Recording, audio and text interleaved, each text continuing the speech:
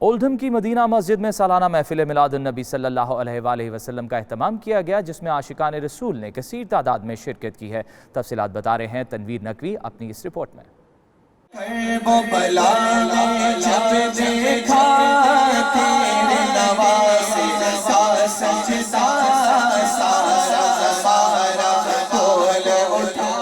اس موقع پر عاشقان مصطفیٰ صلی اللہ علیہ وآلہ وسلم نے آپ کی شان اقدس میں نعتیہ گلہائے عقیدت پیش کیے۔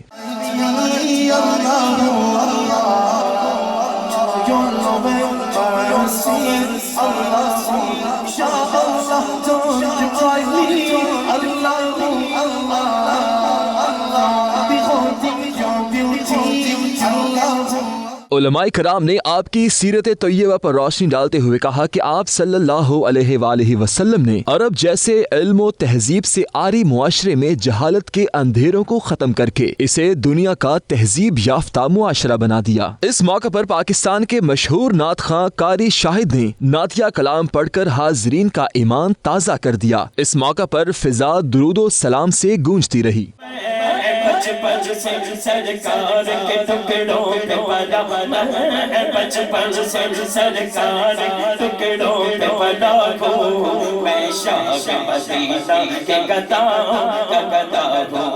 اس محفل میں خاص طور پر ڈنمارک سے تشریف لائے فضل الرحمان خان نے اپنی مخصوص انداز میں نعتیہ کلام پیش کیا۔